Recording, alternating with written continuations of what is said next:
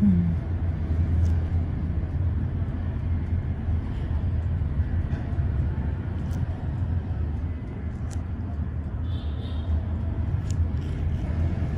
Tỏ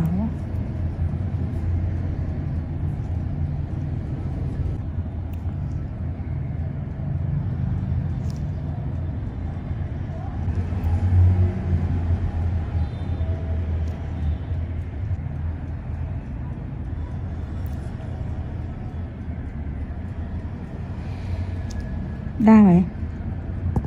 Dạ không sao đâu.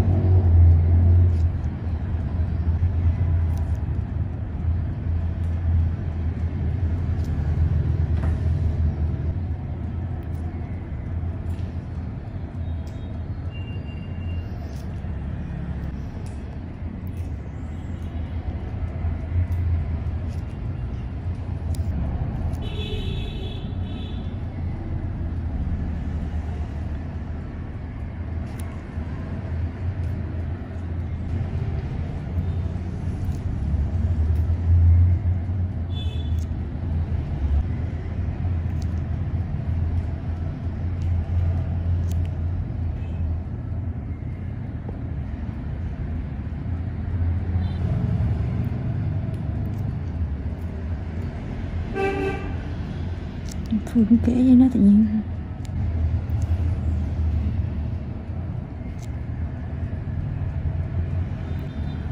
Nếu mà nhân viên nhà mình thấy áp lực rồi.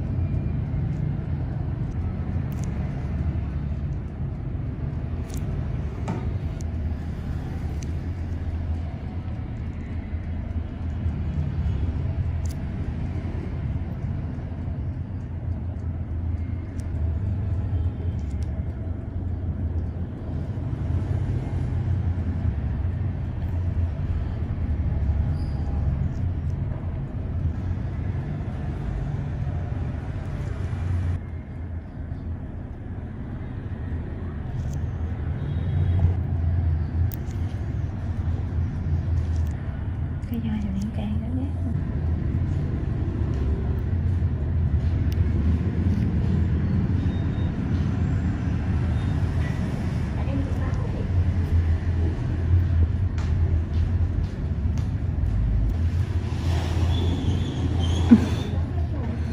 Bát thì tắt.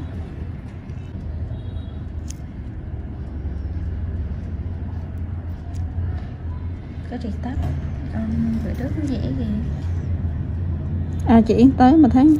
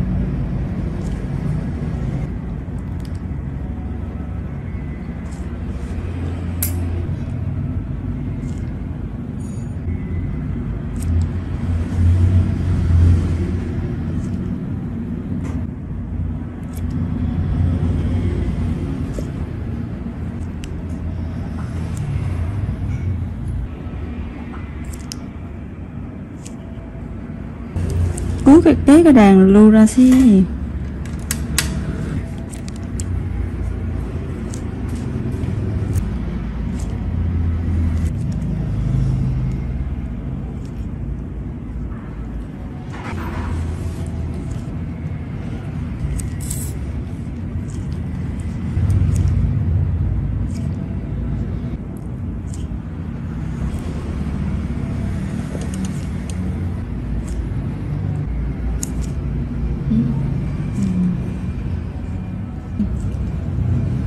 thấy như chị Hồi chị thật lạnh kia ra ngồi một phát.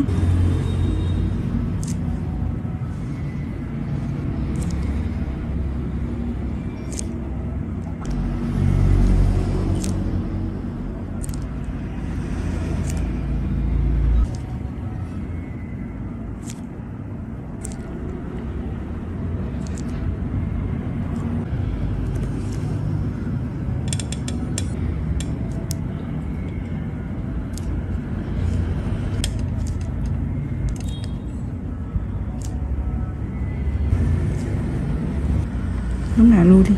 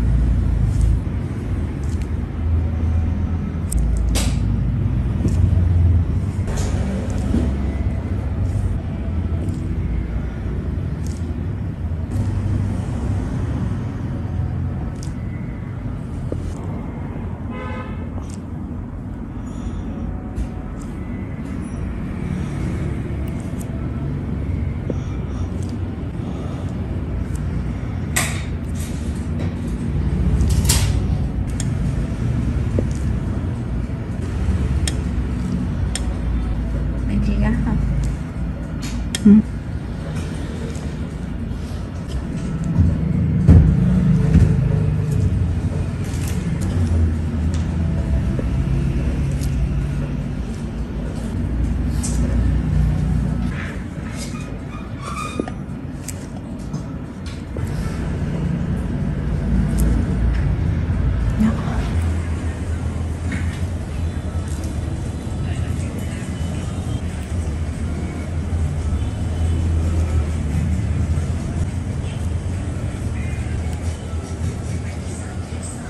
Là cái hồi nãy trừ qua cái làm mình là lựa mấy cọc nhỏ mình làm, trừ qua lựa mấy cọc to làm thì nhỏ xí xí.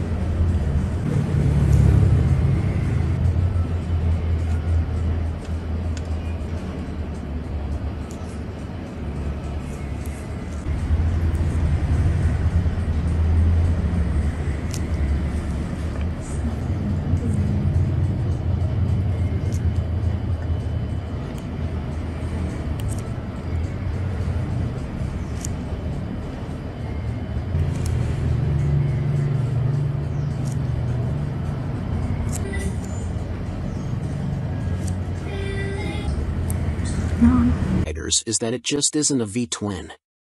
Instead, a burbling flat-6 Honda GL 1500 Gold Wing motor seems to sanitized for most, too damn quiet. Sure, the Honda F6C Valkyrie's 100 brake horsepower motor is enough to send the thing whizzing along in unfeasible speeds, but it's easily out-accelerated by the Triumph Rocket 3, any old Yamaha VMAX and a whole boatload of rival power cruiser motorcycles these days. The Rune 1800 isn't really any faster. The Honda F6C Valkyrie rarely goes wrong, ever. It is a beautifully made motorcycle, with lavish chrome, thick paintwork and an engine that can cover 100,000 miles with basic oil/filter changes. The main problem with the motorcycle is keeping its hundreds of nooks and crannies clean. Double that cleaning time on the Honda Rune 1800. Our Honda Valkyrie FC6 owners' reviews show a very reliable bike, which is the norm for Hondas. For most of its life it was available as a personal import from the USA, and there aren't that many around, which keeps resale values high. Honda F6C Valkyrie motorcycles with the hard luggage touring kit on seem to be sought after. Buy a good used motorcycle and you can 5 years biking for about $2,000 in depreciation. The Honda Rune 1800 costs big bucks and is for lotto millionaires and poseurs only. Huge brakes, beefy forks and a proper two-person saddle are some of the useful features on the Honda F6C Valkyrie. It could use the reverse gear of the Gold Wing and there's no screen as standard on the Honda F6C Valkyrie. Naturally, there's a whole phone book of accessories to be had, from both Honda and US aftermarket motorcycle accessory suppliers. Sci-fi bodywork on the Rune looks stunning. Welcome to BBC Motor Reviews channel. KTM 1090 Adventure, 2017 on review.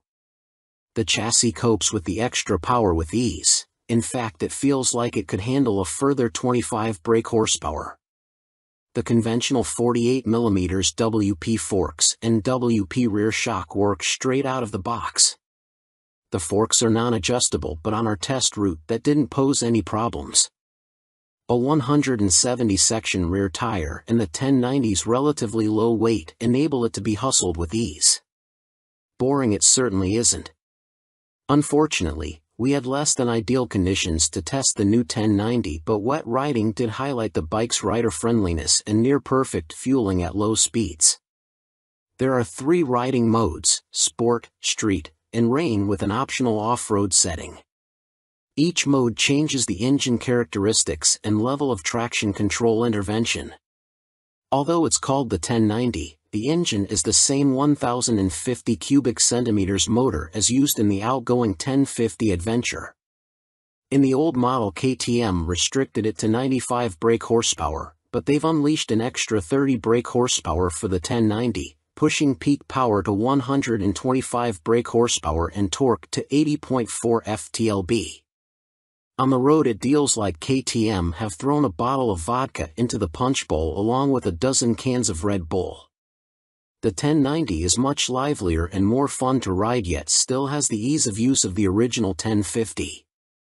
Confusingly, KTM also offer a 95 brake horsepower version of the 1090, which can then be restricted further to 47 brake horsepower for those on an A2 license. KTM's LC8 engine is a proven motor by now, with few problems to report, and KTM's Adventure family are well built. The 1090 Adventure comes in much cheaper than the more premium competition, without skimping on quality. The standard price of £11,299 is good value, although the bike we tested would have cost £12,800. As the 1090 is the baby of the Adventure range, the spec doesn't quite match that of its bigger brothers, but you do get 3 riding modes as standard: Sport, Street and Rain. An off-road setting can be unlocked with the optional off-road pack, £243 and 78 pence. Traction control and ABS are standard but not lean sensitive, and the TC can't be deactivated on the move. Old-style clocks remain. Welcome to BBC Motor Reviews channel. Cine Zakumo 125, 2022 on review. Priced at £2,599, the Akuma significantly undercuts the popular Honda MSX 125 Grom, which is its obvious target. And though my preference is for traditional-looking bikes with a retro feel, like the WK Scrambler or Cines's own Outlaw, after riding the updated Akuma, I'm genuinely impressed. Ride quality and handling are altogether spot on, and though not the outright fastest, it's plenty quick enough. Yes, perhaps the seat leans you a bit too far forwards, and at 6 foot tall my knees are a bit high, but this aggressive style and involving feel make the Akuma a confidence-inspiring and solid first ride for any newcomer. If I wasn't a skint student on part-time wages, I'd buy one without a moment's hesitation. Can't say much more than that. For 2022, the Cines has larger 14 inches wheels, upgraded from the previous 12 inches. Still small, they improve handling and give a stable feel around corners, while still making the Akuma very agile at low speed and in close quarters. The handling is smooth too, thanks to the suspension and low center of gravity, and with the seat pushing you forwards you can really feel every inch the bike. Leaning forwards into corners and tucking in on the straights, the Akuma might be a modern monkey bike but rides like, well, a proper bike. They call it the Mini Monster and it deserves the nickname, being a down-to-earth yet modern bike that both looks and rides the part.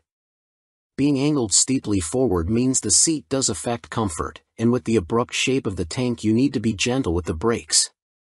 The Akuma is also very compact, it's physically smaller than my own WK Scrambler 50. However, although perhaps better suited to smaller riders, with its 820mm seat height the Cines happily supports 6 feet of teenager. Both the front and rear brakes very good, and they're combined, which means the front is linked to the rear.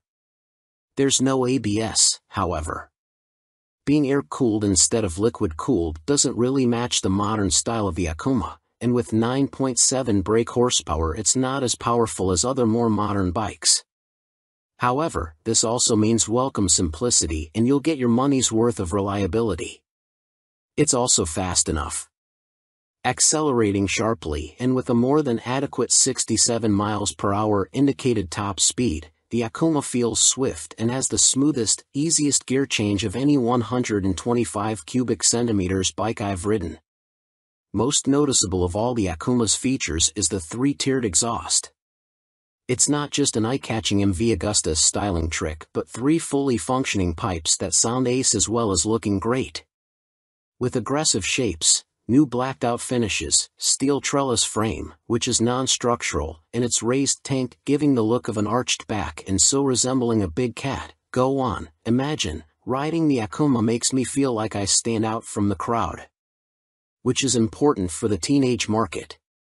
Switchgear, components and overall finish look and feel pretty good for a $2,500 bike.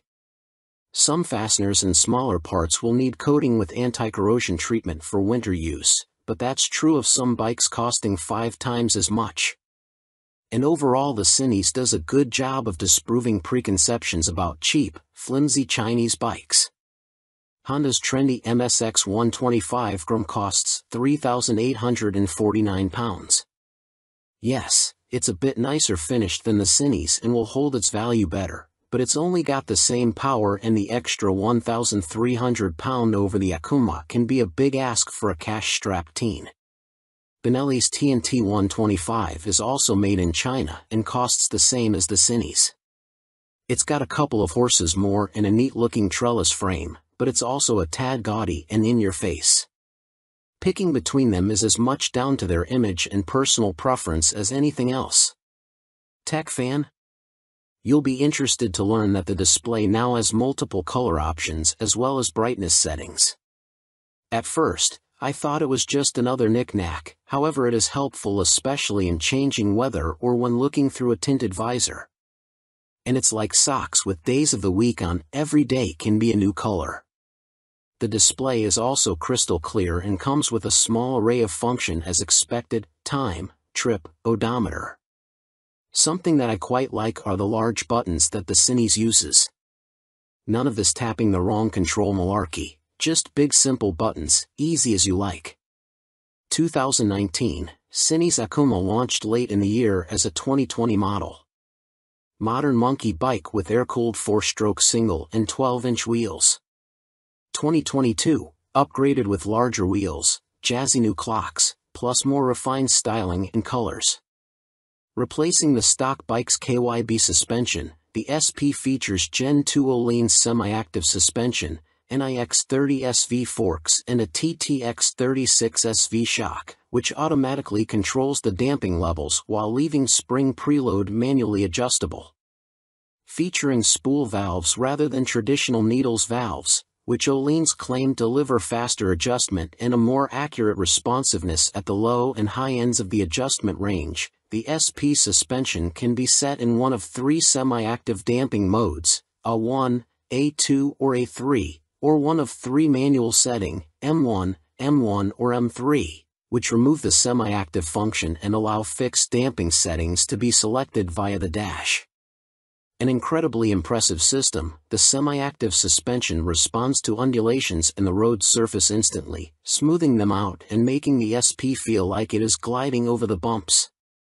Harsh ones still give you a kick, but unlike on a conventional system, the semi-active damping instantly recovers and keeps the MT nicely composed, a feature that reduces its tendency to shake its head when exiting bends under hard acceleration. On the UK's roads, A2 is the best option for bumpy B roads where A1 suits fast, smoother road better, and A3 is more for straight-line cruising, as when the pace ups it feels a bit soft at the rear end. And the SP's brakes are better too.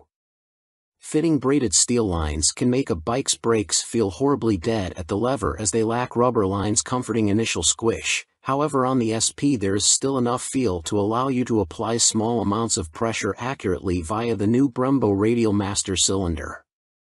They don't scream race bike and aren't as fierce in their bite as some rivals' setups, but are fine for use on the road, and it is great to see the SP and stock MT now featuring cornering ABS thanks to the addition of an IMU in this latest generation. Good and bad news with the new Euro 5 compliant engine. Starting with the good, thanks to the revised fuel injection system, the throttle response is now smooth. In B mode, A mode is still a bit too aggressive for road use, and the crossplane's enhanced mid-range surge of power is staggering, as is the wonderful offbeat sound, which has been tuned through a new intake system and feel. But despite lengthening its gearing, the MT remains a noticeably thirsty bike and recorded 41 miles per gallon on our test ride, which is what Yamaha claim, but still equates to a range of just 155 miles until the 17-liter tank is empty. If you opt for the SP, alongside the Öhlins suspension you gain braided steel brake lines as standard, as well as a 3-piece belly cowl, black bars and levers, and a stitched seat. Unlike the stock bike, which comes in 3 color options, cyan, blue and black, the SP is only available in Icon Performance, and it also features a polished metal finish on its swing arm where the stock bike has a black painted one. Everything else, including the engine and electronics package, is identical between the 2 MT10 models, which is good news for MT10 owners but a bit disappointing for SP owners who may feel like they deserve something extra to brag about aside from suspension. Which brings up the question of price. The MT10 SP costs £2,500 more than the stock MT10 at £16,000, which is tantalizingly close, especially when you look at a finance package. On a PCP deal after a £3,000 area deposit, you are looking at paying about £35 a month more for the SP when compared to the stock bike. That's about the price of a takeaway meal for 2 every month, which seems a small sacrifice to gain that all-important Öhlins bling. In terms of running costs, both the SP and stock MT10 have the same poor fuel economy and cost roughly the same to insure and service, so that's not a factor in ownership, and the SP should hold its residual value a bit better. How does it stack up against its rivals? Very well. The SP is £16,000, where a Ducati Street Fighter V4 is £19,551 or £21,651 in S-guise with semi-active suspension.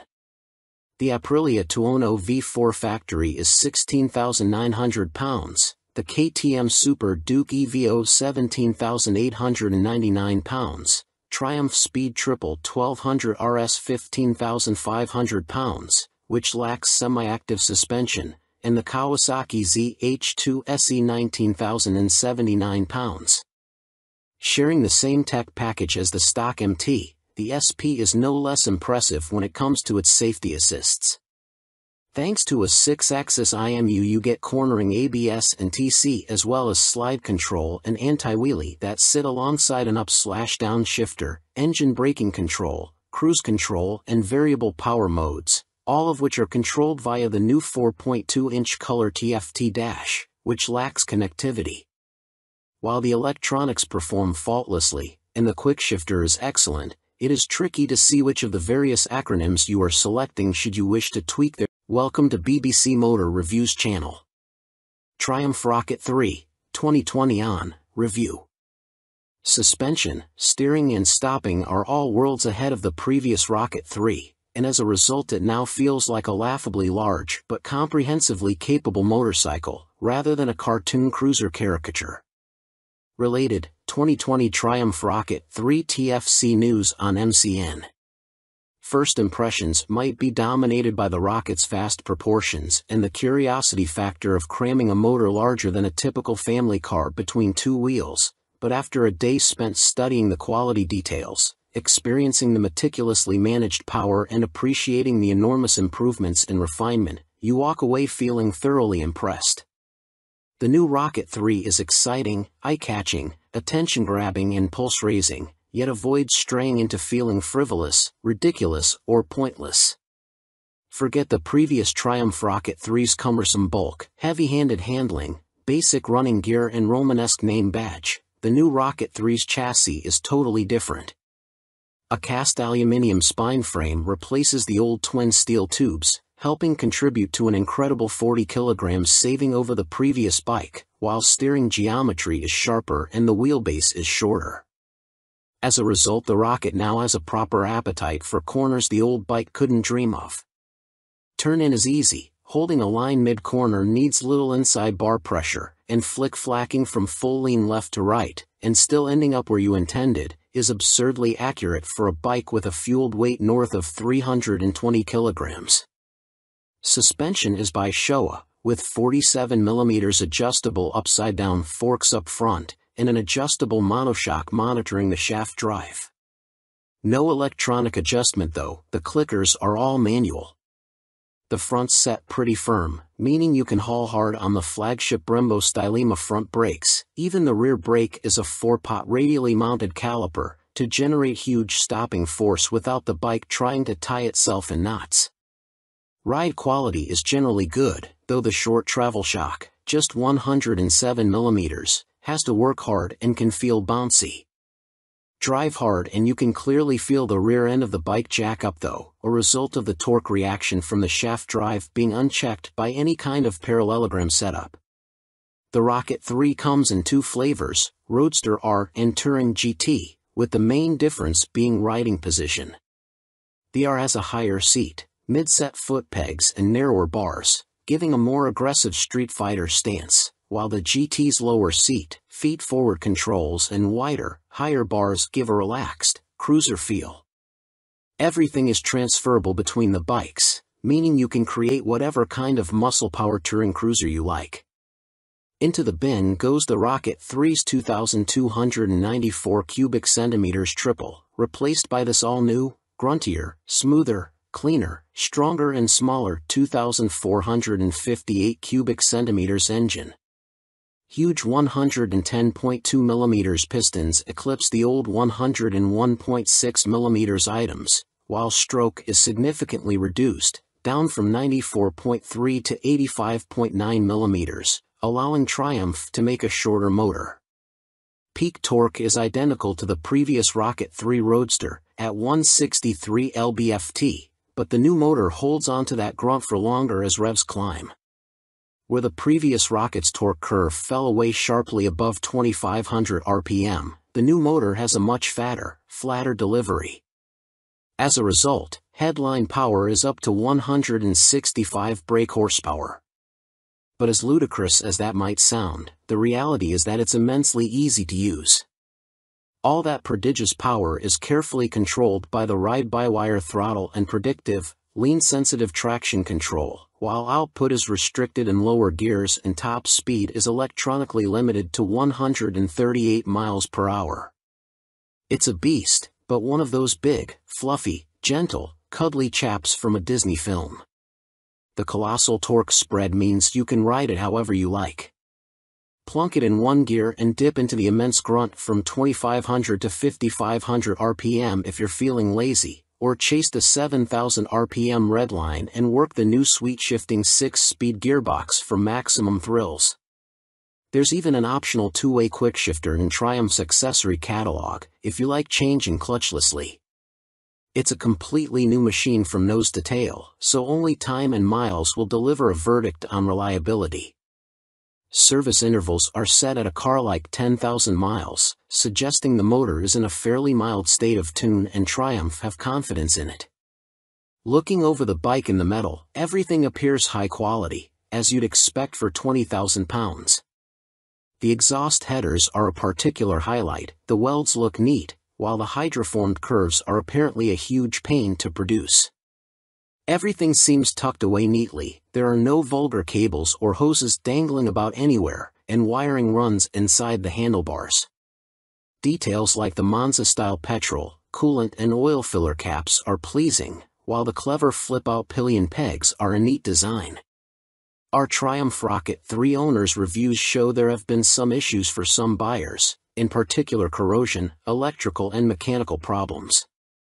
Seemingly the rear brake can often stop working, for example, and needs attention from a dealer.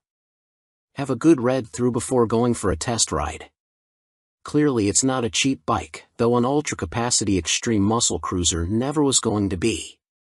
The Rocket 3R is 19,500 pounds on the road, that includes almost all the gadgets, apart from the two-way quickshifter and the heated grips.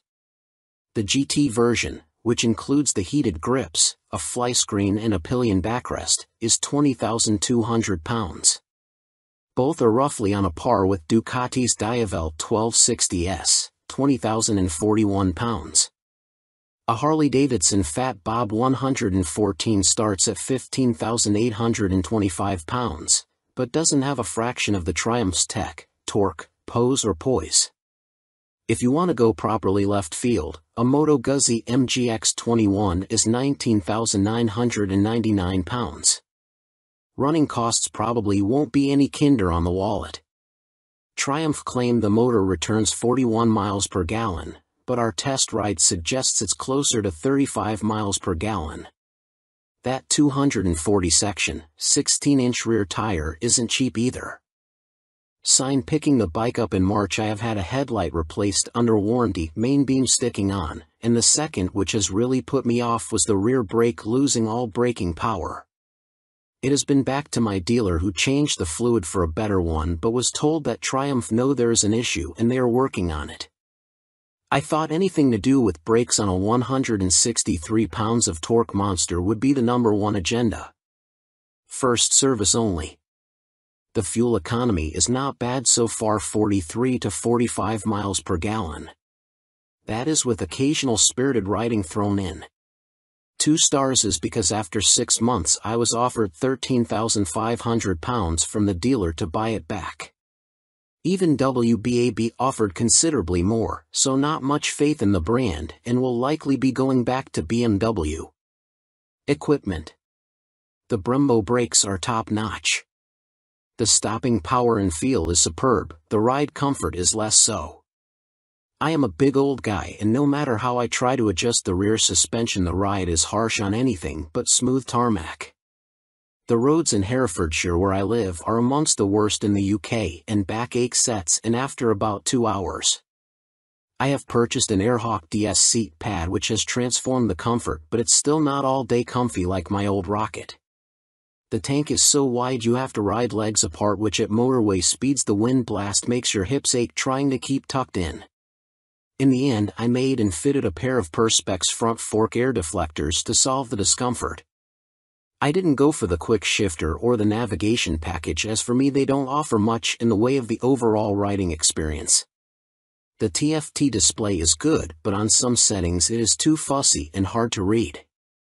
I opt for the screen that shows speed, revs, gear selection and fuel status. That's enough for me. There are a few niggles with this bike that could be better. The original screen doesn't give much wind protection and the rear hugger design is total crap. In the rain you get covered in road crud halfway up your back. I bought an aftermarket hugger which left some wiring exposed, so I ended up fitting this over the top of the original hugger. Problem solved. I purchased the accessory panniers and rear rack to give the bike some touring capability. These panniers are okay, but are quite small and are not as rigid as I would have liked. The optional rear rack is stated as only good for 3 kilograms, which means fitting my fully loaded Kuryakyn Grand Tour bag on the rear may be more than it can withstand. Guess I will soon find out, as there is little room on the pillion seat.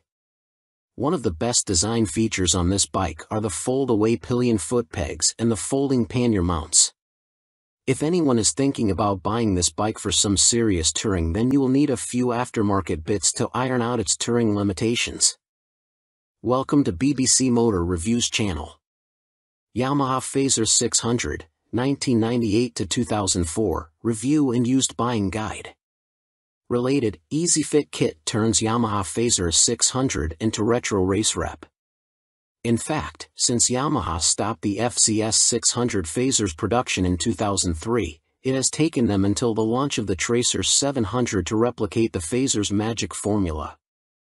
However, in 1999 the Yamaha Fazer 600 was the best-selling bike in its class, and by 2002 the firm had sold over 83,000 units.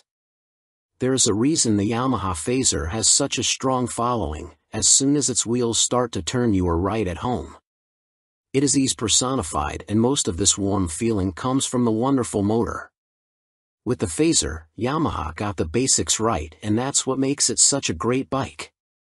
The tank range is long, the seat comfortable, the fairing effective, the brake sharp and the motor strong in the mid-range and extremely reliable. The suspension may be a bit baggy, but if that's the Yamaha Fazer's only real fault 22 years after it was launched, then that's not bad going. Useful Yamaha Fazer 600 specialists include www.foc-u.co.uk and yamahaclub.com. Read on for our full used buying guide. Ride quality and brakes.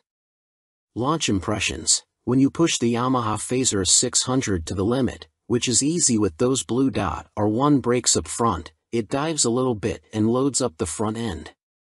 It waggles a bit, but the handling is generally confidence-inspiring, and if you take it steady you could ride to Budapest on a Yamaha FZS 600 Fazer and feel no severe aches or pains. Yamaha Fazer 600, what does it ride like now? With limited suspension adjustment, post-2000 models have variable damping in their forks. The Yamaha Fazer is a bit wobbly in the corners, and the Sumitomo calipers shared with the R1 quickly overwhelm the forks when you brake hard. But where on some bikes this is an annoyance, on the Fazer it makes you giggle and adds to the amusement factor. There's just under 100 brake horsepower in the Yamaha FZS 600 Fazer's detuned Thundercat 600 cubic centimeters, 4-cylinder engine, and that's plenty for backroad fun, as well as motorway commuting if needs be. The Yamaha FZS 600 Fazer delivers its power in a wide spread, and the 6-speed gearbox is there if you feel like playing tag with sports bikes. Yamaha Fazer 600, what's the drivetrain like now? The inline-4 is beautifully smooth and has that lovely mid-range pull you get with an old long-stroke unit. It's not revvy or buzzy like the FZ6's engine, it's just silky smooth and full of drive. The gearbox may be showing its age, the linkage is notoriously sloppy when worn, but it clunks into gear with a reassuringly solid feel, and the bike is more than happy to break the national speed limit when asked. The Yamaha Fazer is a fairly well-made motorcycle, and except for the black painted downpipes rotting away, or the brake calipers seizing up, the Yamaha Fazer doesn't suffer big problems. It can rack up very high miles with regular servicing. Apart from its thirst for fuel, it would make a great dispatcher's motorcycle. Yamaha Phaser 600 reliability. We've got a whopping 52 Yamaha Phaser 600 owners reviews on the site, and the bike scores 4.6 stars out of 5 overall, with the same score for build quality and reliability. This is an incredibly high score, meaning it's safe to say you can depend on the Phaser 600. Minor issues include the Phaser lacking more modern equipment such as more electronics, but this is an old bike now. You can't expect the world. Its value more than matches its spec. Yamaha Phaser 600 common problems. Early ignition barrels aren't very strong. Check it works smoothly and that the ignition key works the fuel cap and seat lock. The headlight bracket bends if the bike is in an accident and few people replace it, so always check the fairing looks square on the bike. The steel swing arm can trap water and rot around the chain adjusters, so inspect this area well for any obvious rust damage. The Phaser has a 110/70 front tire and as a result tire choice is limited. You can fit a 120/70, but this can interfere with the mudguard. Yamaha Phaser 600, a mechanic's take. By Chris Spinks, Chief Instructor, Metropolis Training School. The key factor when buying a used FCS 600 Phaser is seeing if it goes into second gear. First gear on the Phaser is quite short and the jump to second puts a lot of strain on the gearbox. This can cause the second gear selector fork to bend and that leads to a really stiff change and eventually a broken gearbox. On a cheap bike such as a used Phaser, that can write the bike off as replacing it is not economically viable as a complete gasket kit costs £500. That said, when I destroyed my Phaser's gearbox on a track day, I bought a new motor for £400 and swapping them over was fairly simple. The sprocket retaining nut is a classic Phaser fault and well documented. The nut comes loose, the sprocket slides off the shaft and then sits on the threaded part of the output shaft. People think the clutch is gone and rev the motor, which causes the sprocket to strip all the threads off the shaft. You can slide the sprocket back on and spot weld it in place, but you need to be careful not to overheat the seals. As long as you fit the nut correctly using the locking washer you should be fine, although Yamaha did release a deeper threaded nut and this sorts the issue. The lights on the Phaser are poor, but on the 1998 9 model the bulb vibrates and creates a white powder that fills up the lenses. This is impossible to remove and makes the light even worse. Some owners changed the lume to convert the Phaser to twin headlights, which is very easy but you need to tilt the main beam down or it will fail an MOT. After 15,000 miles the shock will be duff. I'd recommend getting the forks rebuilt and buying an aftermarket shock. Don't be tempted to go for a stiff fork springs, I've found softer ones works better. When it comes to the finish the paint likes to flake off from the engine's fins, so don't jet wash the engine, and check the downpipes. The motor is totally bulletproof, but the cam chain tensioner can need changing and it is a nightmare to get to. At the end of the day, a well-looked-after Phaser is a brilliant buy and totally reliable. At the training school we would see them cover over 65,000 trouble-free miles with only oil changes. Extrema Makeover, Aprilia put the RS660 on a diet for a limited edition focused model. Alongside the surprise launch of their 2023 BX450, Bimota have shed more light on supercharged Tessie Tourer currently in development. Now officially called the Terra, we first caught glimpse of the bike as a basic design sketch at the 2021 EICMA show, with a spokesperson for the Rimini firm later confirming to MCN that it would be powered by the 4-cylinder motor found in Kawasaki's Ninja H2SX range. Never before have Bimota been present in this market segment, Bimota COO, Pierluigi Marconi, said in a statement. No one has this much fun and function in one package. The Terra is an attention grabber that will act like a halo for Bimota by attracting further consumer attention to our impressive vehicle lineup, he continued. Although details remain scarce, Bimota have gone into some depth on the new steering system, which sits diagonally between a front subframe and the front wheel. There are no front forks like a conventional motorcycle, which should aid front-end stability and the ability to trail brake into a corner. This is because braking forces are kept away from the front suspension, leaving it free to deal with bumps in the road. These systems can reduce front-end feel though. Until now, Tessies were only made for the sports segment. Marconi told MCN at EICMA 2021, "We'd like to put the Tessie name to adventurers, tours, and bikes like that.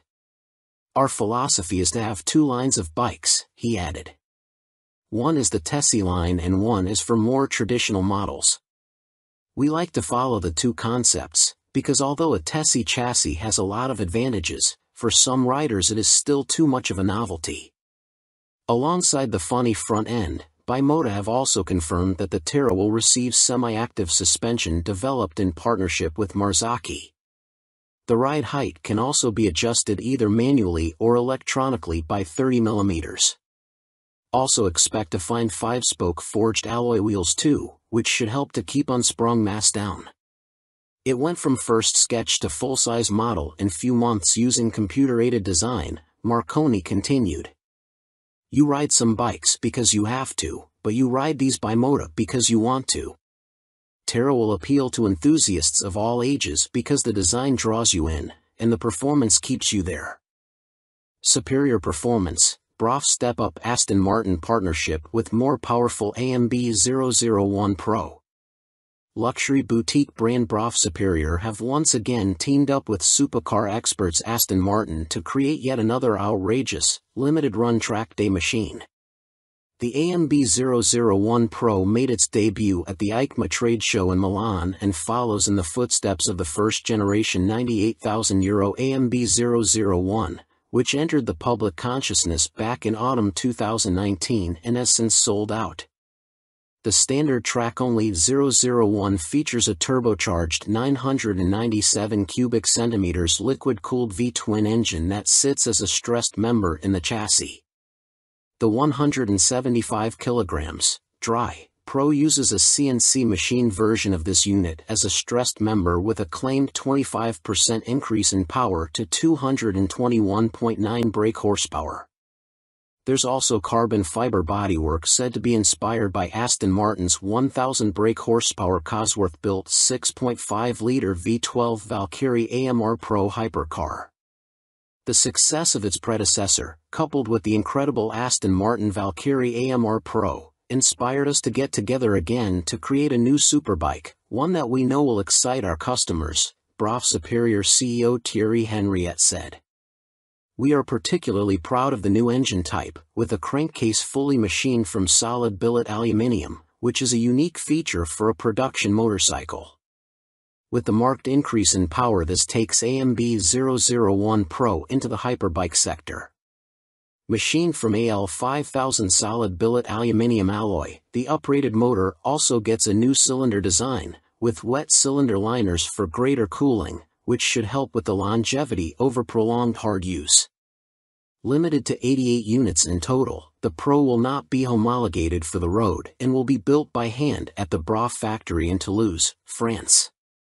Orders are now being taken, with the first deliveries expected in the final quarter of 2023.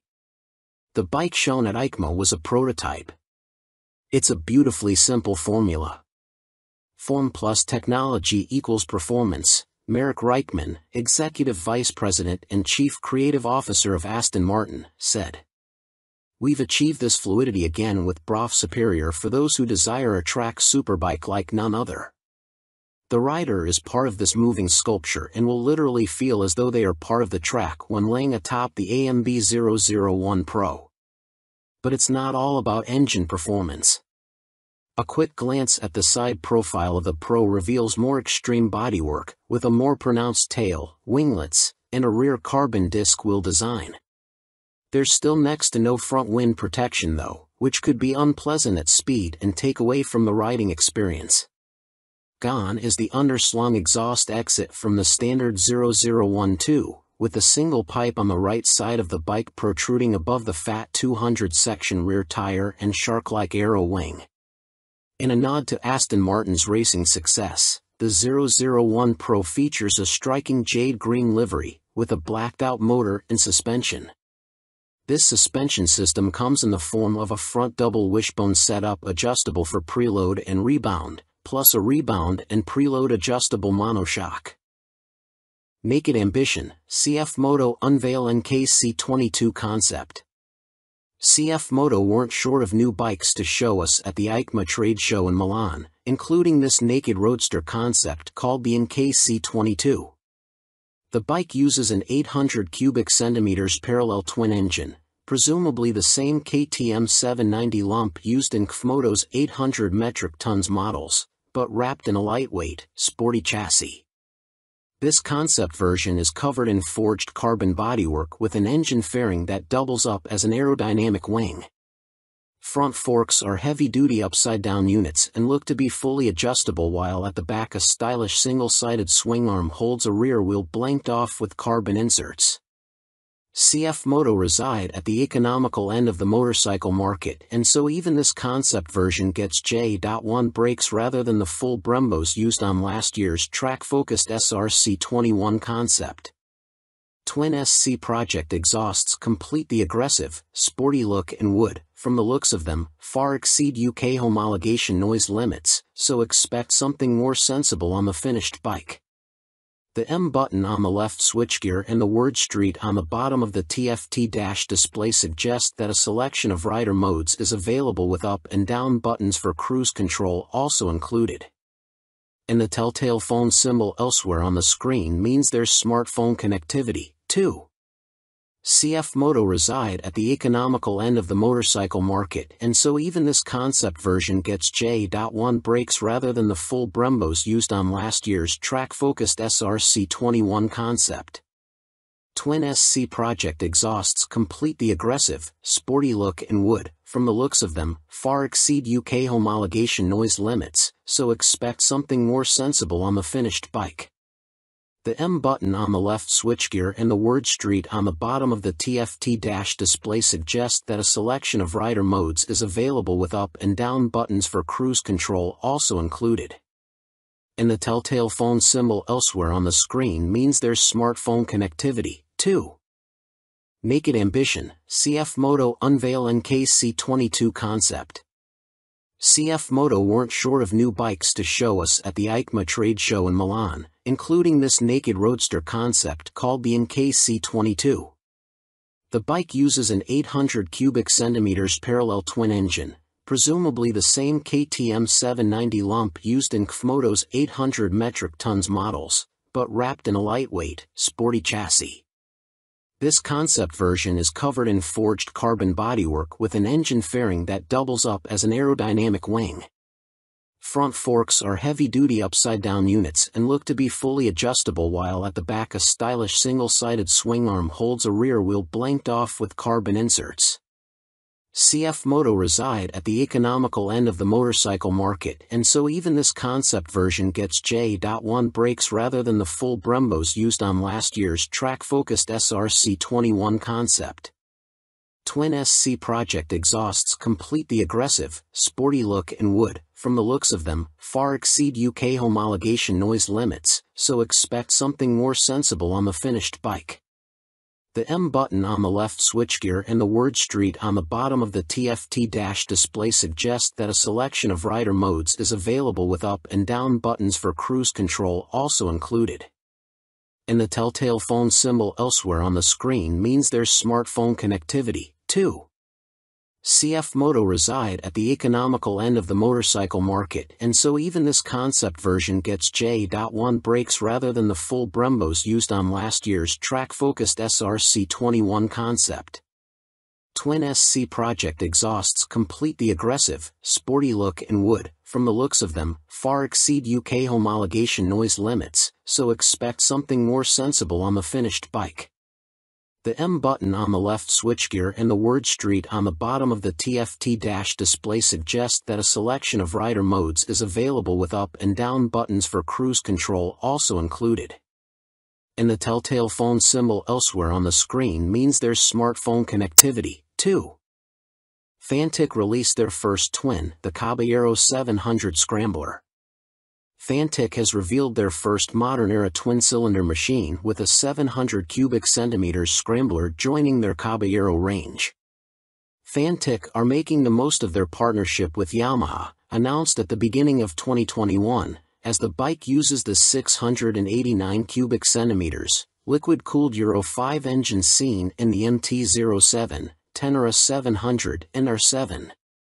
There has been no retuning of the CP2 twin either, as Fantic claim the Caballero will hit the showrooms in April next year, boasting 75 brake horsepower and around 50 lb-ft of torque, identical to the R7 and considerably more than the 40 brake horsepower and 31 lb-ft of torque of the Caballero 500 Scrambler.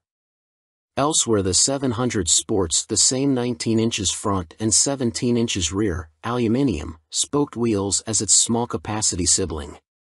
The engine sits in a single backbone-style frame made from CRMO steel attached to an aluminium swing arm, giving it a wheelbase of 1,460 mm, 35 mm longer than the 500 version. One of the most immediately obvious differences between the two capacity scramblers is the exhaust system. The new 2-into-1-into-2 setup runs under the engine, over the swing arm to exit in roughly the same position. Both machines have a seat height of around 830 mm. Connecting frame to wheel will be a 45 mm upside-down fork made by VRM Marzocchi. The Italian manufacturer also supplies the rear monoshock with preload adjustment. Brembo is the manufacturer of choice for the calipers, with a 4-piston unit gripping the 330 mm front disc and a 2-piston, 245 mm setup on the rear. In another first for Fantic, cornering ABS will be standard on the 700. The system will sense the bike's lean angle and fine-tune the braking response accordingly. Traction control also makes its debut to the Fantic lineup, with both rider aids and 3 rider modes, road, off-road and custom, manipulated via a 3.5 inches TFT display with Bluetooth connectivity. A 14-liter fuel tank may be a little on the small side, although the claimed 180 kilograms curb weight should prove competitive when it comes to commuting or a bit of back-lane scratching. An expected price tag of around £9,000 may put some off, although stylish looks, proven engine and handling potential could tempt many. Stuart Prestige. By Stuart Prestige. All-weather rider with a penchant for long tours and hours in the saddle. You may also like.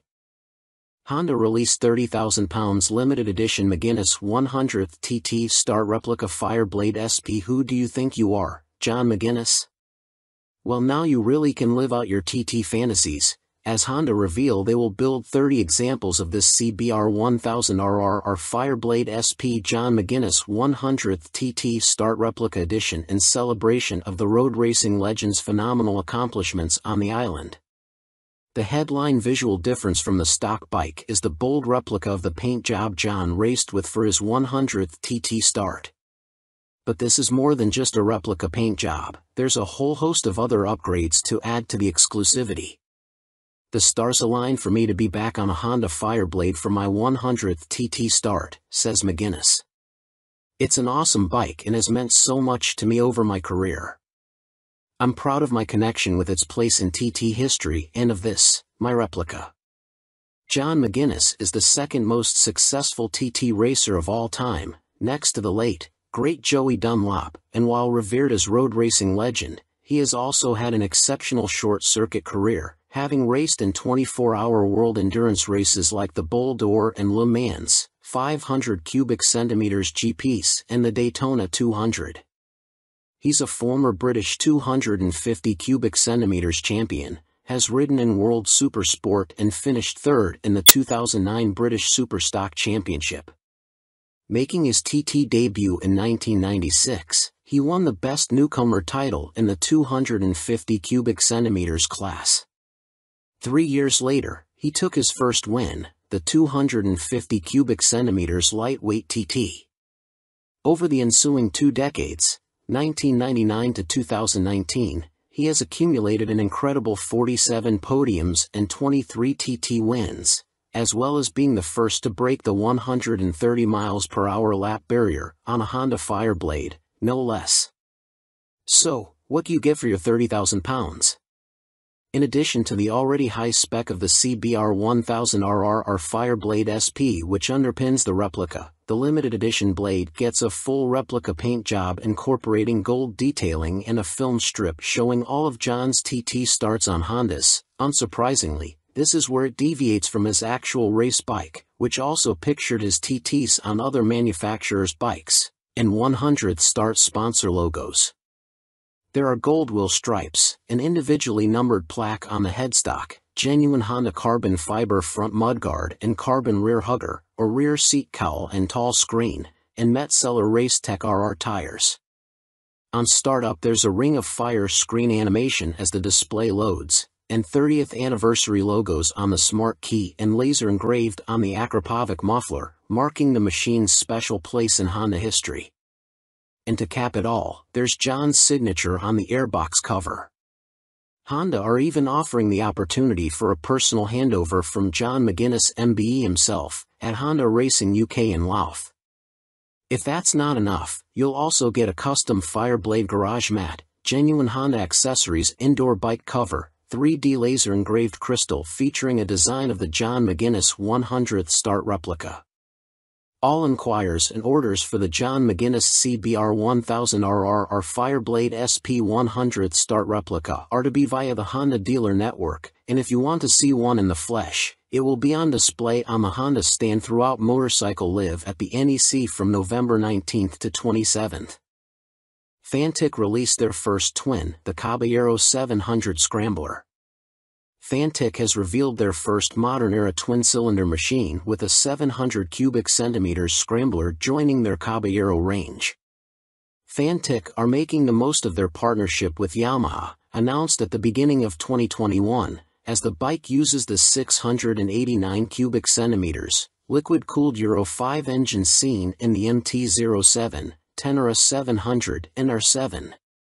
There has been no retuning of the CP2 twin either, as Fantic claim the Caballero will hit the showrooms in April next year, boasting 75 brake horsepower and around 50 lb.ft of torque, identical to the R7 and considerably more than the 40 brake horsepower and 31 lb.ft of torque of the Caballero 500 Scrambler.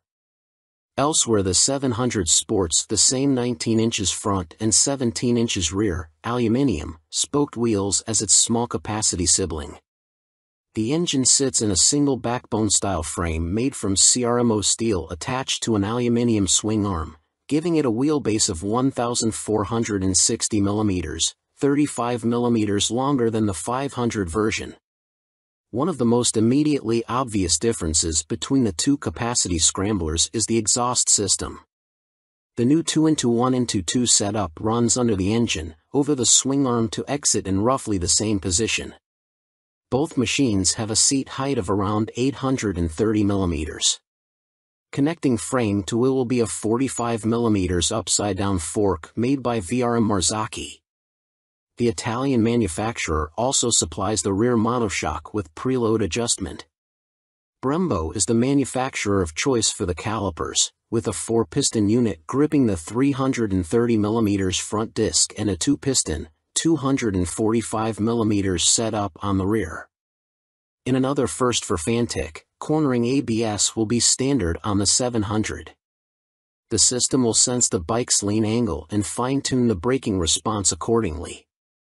Traction control also makes its debut to the Fantic lineup, with both rider aids and 3 rider modes, road, off-road and custom, manipulated via a 3.5 inches TFT display with Bluetooth connectivity.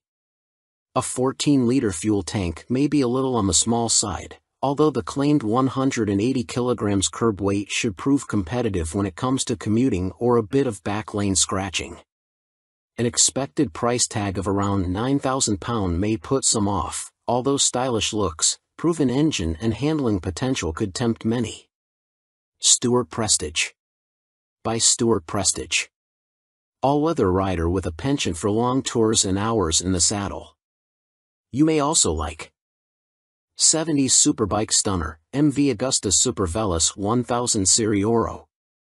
MV Agusta may not have been directly participating in the EICMA show in Milan last week, but it didn't stop them stealing the headlines with this stunning Superveloce Serie Oro. The carbon-clad superbike uses the Brute Ale 1000RR as a base, meaning the same 998 cubic centimeters inline-4, producing a claimed 209.1 brake horsepower with a race kit installed. Inside this motor, you'll find a countershaft that rotates at twice the speed of the primary drive shaft with the aim of reducing vibrations and promoting faster cornering. You also get the same frame and single-sided swing arm, but now clad in carbon fiber bodywork inspired by MV's 1972 500 GP Racer.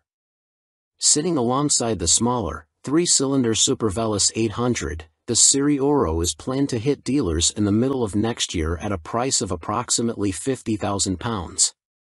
In total, 40 elements of the bike are finished in carbon fiber, including a set of winglets that MV claim produce 39.2 kilograms of downforce at 199 miles per hour. You also get carbon fiber disc brake covers, which attempt to pay tribute to the drum brakes of old whilst also cooling the calipers, essential on a bike capable of such high speeds. MV Agusta also claim the design allows air to flow around the brakes towards the coolant and oil radiators for better temperature control. There are air vents along the carbon fairings, too. Despite the superbike credentials, the Serie Oro has deliberately been made more comfortable and less extreme than traditional circuit stars, and it features electronically adjustable Öhlins NIX forks for a high-quality ride. They are matched to an Öhlins TTX rear shock, which bolts directly to the swing arm. As you'd expect for a bike of this caliber, stopping power comes from premium Brembo Stylema monoblock calipers, which bite onto chunky front 320mm discs. You also get 5-spoke forged aluminium rims, and 4 under-seat exhausts, just unlike the company's landmark F4. In addition, there's a suite of lean-sensitive electronics, plus a 5.5 inches TFT color dash to control them, with the added option of mobile connectivity. Dan Sutherland. By Dan Sutherland. News editor, sports bike nut, and racing fan. You may also like. Vmoto range grows. Super Soco owners launch 3 new urban models at EICMA 2022. Electric scooter manufacturer Vmoto, parent company of Super Soco, have had a busy year, releasing 3 new models at EICMA, including the 125 cubic centimeters comparable e-bike, the Vmoto Soco Stash. The release of the production model comes just a year after the unveiling of the prototype, with the bike so named due to its multifunctional storage compartment, housed in the fuel tank, large enough for a full-face helmet or other accessories. At its heart is an electric motor producing an average 8 kilowatts with a peak of 15 kilowatts. This propels the Vmoto Stash to a top speed of 75 miles per hour when the boost is deployed. 68 miles per hour is on tap without the boost. A 72V removable battery provides the juice and can be charged using a fast charger and a conventional 3-pin plug in 3.5 hours. Charging without the fast charger will take between 5 and 6 hours. No range specifications have been released, but expect it to have the same 30-mile capacity of the Super Soco TS Street Hunter, which has the same top speed capability. A newly designed swing arm pivots off a solid, lightweight frame, driving a 17-inch rear wheel. A 17-incher is also fitted on the front, and ABS disc braking is standard. A relatively tall seat height of 830 mm awaits the rider, and the Stash has a curb weight of 143 kilograms. The company also unveiled their first dirt bike-style machine, which weighs in at just 84 kilograms. The machine comes in 2 models, the Vmoto On-R, which comes with road tires, or the OFFR, which is equipped with knoblet tires. The On-R/OFFR can be set up in either L1 configuration, comparable to a 50 cubic centimeters machine, or L3, which mimics a 125 cubic centimeters. In the L3 iteration, the bike can reach speeds topping 50 miles per hour, while the L1 configuration limits the top end to just under 30 miles per hour. Vmoto claim a range of up to 90 miles with recharge times taking 2 hours for the L1 configuration and 3 hours for the speedier L3. A die-cast aluminium frame cradles the 8 kW motor, producing a claimed 190 feet-per-pound of instant torque. A swing arm with a single rear damper secures the belt-driven, rear-spoked wheel. No retail price has been provided. The Vmoto Soco F01 scooter is, technically speaking, not a new bike as it was available as part of a commercial fleet, but now will be available to the general public, the company also announced at EICMA. The urban commuter will, like the ON/OFFR models, will be available as an L1 or L3 configuration. A 2 kW or 4 kW, L1 and L3, motor will get the rider up to a maximum speed of 27 miles per hour for the L1 and 45 miles per hour for the L3 model. Vmoto claim a range of between 50 and 60 miles dependent upon the setup and riding style. The charging time of the removable battery is 3.5 hours with a fast charger using a domestic 3-pin plug or 6 hours without the fast charger. Coming in at 110 kilograms with a seat height of 855 millimeters, the F01 should prove a popular choice for city transportation. The F01 will be available in white, light or dark blue, red and black.